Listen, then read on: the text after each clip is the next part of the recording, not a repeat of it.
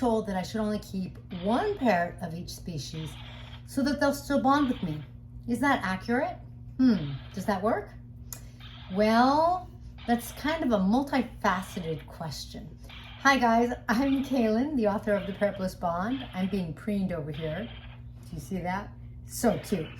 This is my white crown Paonis alebrije, or Ale for short, who was bitten by my hawk head, and that's why he's limping. We went to the vet and the vet wrapped up his foot. This over here is the new baby Linny. His or her name is Chalk, and Chalk is like not even 3 months old.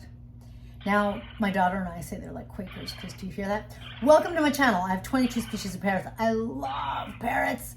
I think parrots are fantastic. I'm always fascinated when they do things like that. Look at that. What fun. A little ribbon on its shirt. If you are used to hanging out, thank you guys for being here. I appreciate it. You already subscribed, hopefully. You already set your preferences on YouTube so that you know when the next video is coming, which is usually tomorrow. And if not, if you want to maybe learn a thing or two, maybe get super inspired, because having a bond with your parrot, there's nothing better, then you're in the right place. So let's get going.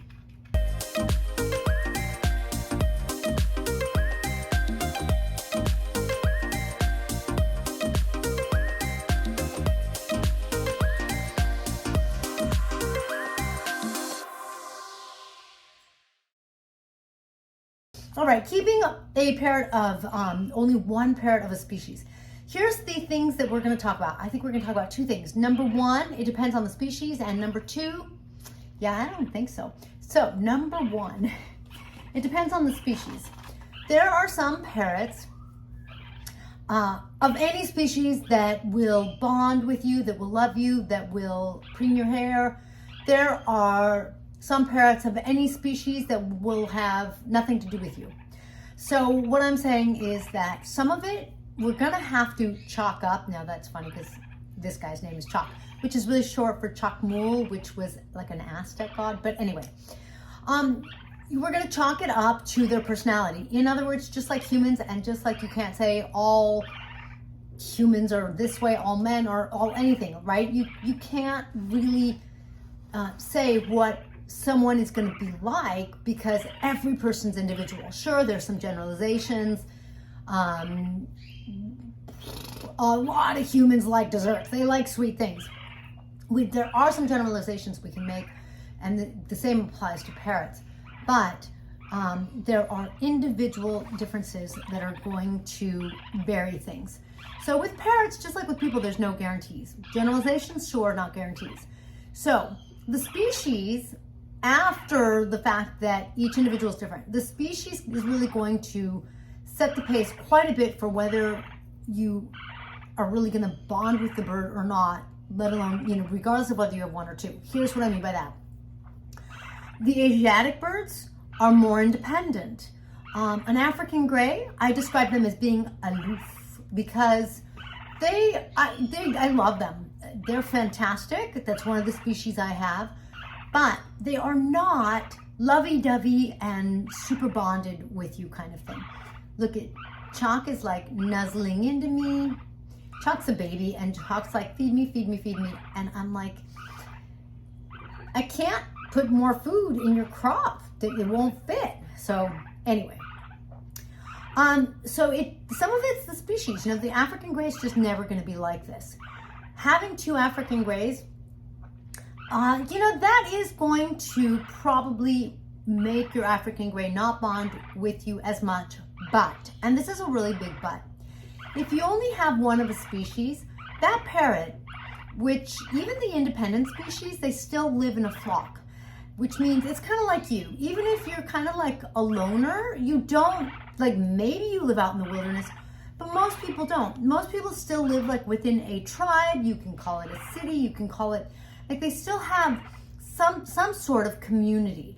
And some sort of community provides different things like a sense of safety and security. Therefore, even if you have one African gray or one Asiatic parrot, they're going to be a little needy, and needy is not the same as like loving and bonded, because they don't have that tribe. They're like, they need the tribe, so they need your attention. It's not necessarily a part of well-being, and so it's not necessarily part of emotional health, and it can also at some point affect their physical health. Same is true with humans. So for that reason, yes, if you only have one of a species, they probably will look for you more, but I don't think you necessarily want a needy parrot. Now, there are some parrots that are a little more independent, like Pioneer parrots. They're a little more independent, but they'll still bond with you. You could see that Ale does like me. Now, I'm going to tell you that Ale has cage mates. He has parrotlets. They're in a pretty good sized cage, and so I don't have any problems, and they were together as babies, which means Ale has some sort of his little tribe. He's not alone, and because I still have been spending a lot of time with him, especially because of his foot, you can see he's singing to me, he's cooing at me, whatever you call it. He preens me, he enjoys being with me. I take him out for walks, he loves it. So it isn't so much like, should I only have one of a species? It's more like, what are you after? Because your parrot can't be with you 24 hours a day, and they need some sort of tribe. And I don't mean a parrot in the cage, in another cage next to them, like you have two cages side by side. While that's better than no other parrot sounds in your house, it's not the same. It doesn't necessarily fulfill their need to have a friend, a mate, to have a sense of security. For me, I find that two of the same species is imperative. Now, I do have some exceptions, like Ale, because Ale, it's really hard to find white-crowned Pioneer parrots, and because he seems okay with the parrotlets, and it gives me a chance to spend time with him, so it works. A species like a white-bellied caïque, I assume also a black-capped caïque. Caïques, they're friendly. They're just friendly, nice, playful, friendly. They aren't going to bond with their mate and never want to see you again. There are some parrots that are going to do that, especially if you don't have time to spend with them. But if you don't have time to spend with them, don't you want them to have a friend where they're like this, so that they're not alone? Otherwise, they're all alone. That is very hard on human. It's very hard on parrot. It's even harder because, again, their socialization level is higher than ours.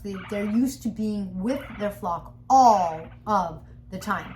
Some flocks are small, some flocks are ridiculously large, but still, they're used to having some numbers around. So it's really important to know your species.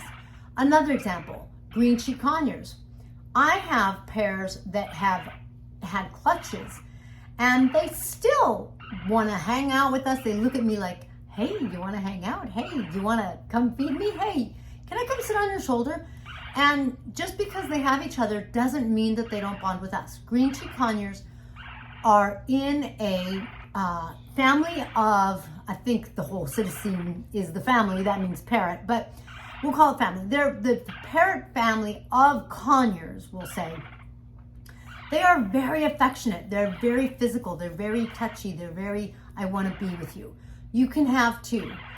I have one cage that has three, and actually I want to take her out because I have a mate for her now, but I don't necessarily prefer that. Does it work? If they came in together, they grew up as a flock together, the three of them, so they're fine, they're happy, they love each other, it's not a problem. Otherwise, three can put an odd man out and cause problems. So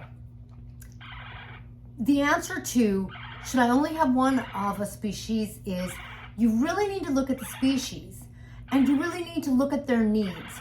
No matter what, parrots are used to being with other birds. So is your parrot, if you only have one of a species, going to have its need for a flock fulfilled?